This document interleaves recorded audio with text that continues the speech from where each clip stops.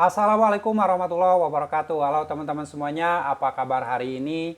Semoga kalian masih tetap sehat dan selalu semangat. Baik teman-teman, pembahasan kali ini yaitu mengenai nasabah yang sudah loyal di aplikasi pinjaman online pinjam duit, tapi karena terkendala dana, akhirnya terpaksa gagal bayar di aplikasi pinjaman online pinjam duit.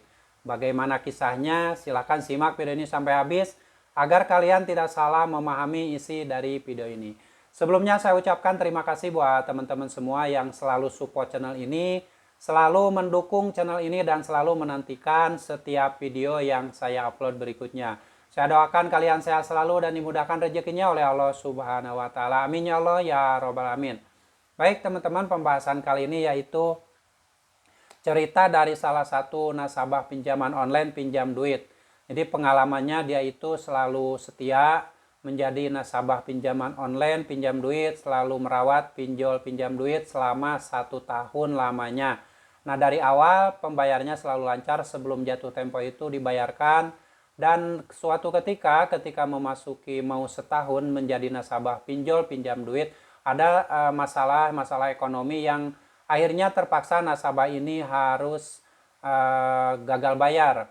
Nah, sebelum gagal bayar tersebut, nasabah ini niat untuk selalu membayar dan melunasi hutang-hutangnya di aplikasi pinjam online pinjam duit.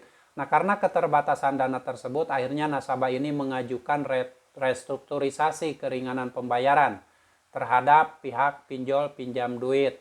Nah, dari pihak pinjol pinjam duit ini ngasih jawaban bahwa katanya kalau ingin mengajukan restrukturisasi ini harus lewat jatuh tempo dulu katanya. Lalu setelah itu nasabah ini kan gak mau gagal bay, jadi dia tetap mau bayar. Cuman karena keterbatasan ekonomi, karena kendala ekonomi, akhirnya kan gak bisa bayar secara full seperti biasa. Nah, kata pihak pinjol pinjam duit tersebut, akhirnya ditawarkanlah perpanjangan pembayaran. Nah, perpanjangan pembayaran itu sekitar 25% biasanya dari jumlah tanggungan atau jumlah cicilan yang harus dibayarkan. Nah, karena nasabah ini baik sekali, akhirnya perpanjangan tersebut dilakukan dan tenornya dirubah menjadi 15 hari atau 7 hari kemudian dari jatuh tempo yang biasanya. Nah, sudahlah, itu sudah dibayarkan biaya perpanjangan tersebut tanpa mengurangi hutang yang pokok. Nah, setelah itu, setelah mencapai 7 hari dari jatuh tempo biasanya dan jatuh tempo berikutnya sudah datang, sudah harus membayar lagi. Nah, ini nasabah pinjaman online pinjam duit ini kebingungan karena memang dia ini bukan tidak mau membayar tapi niat bayar. Akhirnya mengajukanlah kembali restrukturisasi dan minta keringanan pembayaran. Dari pihak pinjaman online pinjam duit ini tetap katanya nggak bisa, katanya. Jadi harus melewati jatuh tempo ini. Nah, karena nasabah ini sudah tidak sanggup bayar dan sudah tidak bisa lagi melakukan pembayaran perpanjangan karena tidak punya uang, bukan tidak mau bayar. Nah, karena sudah jatuh tempo, bahkan sudah lewat 1 hari, ini DC dari pinjam duit itu mulai meneror, mulai menagih, mulai menanyakan bagaimana perihal pembayaran yang belum dibayarkan. Dari mulai via telepon, ada chat WA. Lalu nasabah ini kan udah bilang katanya sudah mengajukan restrukturisasi keringanan pembayaran, tapi dari pihak pinjam duit tidak bisa, katanya tidak meng-ACC secara 100%.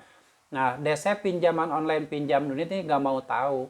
Gak mau tahu, dia terus menagih, meneror, yang akhirnya kan nasabah ini ngerasa pusing setiap hari ditagih, akhirnya dia memutuskan untuk gagal bayar saja. Karena mungkin udah diteror, udah diancam, udah dicaci maki oleh DC pinjaman online pinjam duit. Akhirnya nasabah ini terpaksa gagal bayar, bukan tidak mau bayar. Aplikasi pinjam duit tetap nggak bisa katanya ngasih keringanan. Ngasih keringanannya itu yaitu opsinya yang ditawarkan itu perpanjangan. Sementara yang namanya perpanjangan pinjaman itu hanya membayarkan biaya perpanjangan selama 7 hari, sementara hutangnya tidak berkurang. Jadi dari situ nasabah ngerasa kayak semacam diperas gitu. Terus kalau memang harus membayar perpanjangan tapi hutang tidak berkurang, ya buat apa? itu seolah-olah kan kita dijadikan sapi perah oleh nasabah, oleh pinjaman online, pinjam duit ini. Akhirnya karena sudah mentok, tidak punya uang lagi, tidak punya biaya lagi, untuk hidup juga susah, dari kerjaan di PHK, nasabah ini memutuskan gagal bayar. Dan sampai sekarang tidak ada solusi dari pinjol pinjam duit. Pinjol pinjam duit ini DC-DC-nya hanya bisa meneror, hanya bisa menelepon, hanya bisa menanyakan perihal pembayaran, walaupun nasabah sudah berusaha menyampaikan bahwa sudah tidak mampu bayar. Dan hal ini apakah diketahui oleh OJK atau tidak? Menurut saya ini yang namanya OJK tidak mengetahui secara 100% yang terjadi di lapangan. Kebanyakan yang terjadi di lapangan itu kadang banyak yang masih melanggar aturan-aturan yang sudah ditetapkan oleh otoritas jasa keuangan. Terutama masalah penagihan-penagihan yang dilakukan oleh DC-DC pinjaman online yang di bawah naungan OJK. Jadi yang terjadi di lapangan tidak diketahui oleh OJK. Dan mungkin kalaupun ada pengajuan dari nasabah ke OJK, tanggapannya nggak hari itu juga atau nggak jam itu juga, mungkin nggak tahu kapan, karena banyaknya pengaduan dari berbagai nasabah, baik itu pinjaman online maupun nasabah dari yang lainnya, bank konvensional, dari yang lain-lainnya. Jadi kemungkinan kalau misalkan kalian mengajukan pengaduan ke OJK juga akan lambat. Apakah itu akan ditanggapi, apakah itu akan diselesaikan. Paling dari OJK hanya menyarankan saja, mungkin silakan kalian selesaikan secara internal dengan pihak pinjaman online-nya. Jadi buat teman-teman semuanya yang saat ini memang sudah tidak mampu bayar, sudah tidak sanggup bayar, tidak punya uang lagi untuk membayar, jangan lagi kalian terbebani dengan pikiran-pikiran yang ketakutan karena takut didatangi debt collector, takut diteror dan sebagainya. Kalian kalau memang sudah tidak mampu bayar, sebaiknya berhenti membayar karena itu adalah solusi terbaik. Kalaupun kalian berusaha mengajukan restrukturisasi, itu tidak semua pinjaman online ngasih solusi terbaik terhadap pengajuan restrukturisasi tersebut. Bahkan ada yang sengaja menyarankan untuk perpanjangan aja terus. Sementara perpanjangan itu kan tidak mengurangi hutang pokok, hanya membayar sebagian dari biaya perpanjangan tersebut, atau hanya membayar biaya perpanjangan tanpa mengurangi dari hutang pokok nasabahnya. Oke, semoga ini menjadi bermanfaat. Dan buat teman-teman semua yang saat ini sedang gagal bayar, tetap semangat. Kalian kuatkan mental dan jangan terlalu takut. Kendalikan rasa takut yang ada di hati dan pikiran kalian. Karena yang namanya gagal bayar di pinjaman online bukanlah akhir segalanya. Dan buat teman-teman semua yang saat ini mungkin belum pernah mengenal yang namanya pinjaman online, kalian jangan pernah menyentuh pinjaman online, jangan pernah mendownload apalagi mengajukan data-data di pinjaman online, karena itu tidak ada jaminan dari pinjaman online bahwa data-data kalian akan aman.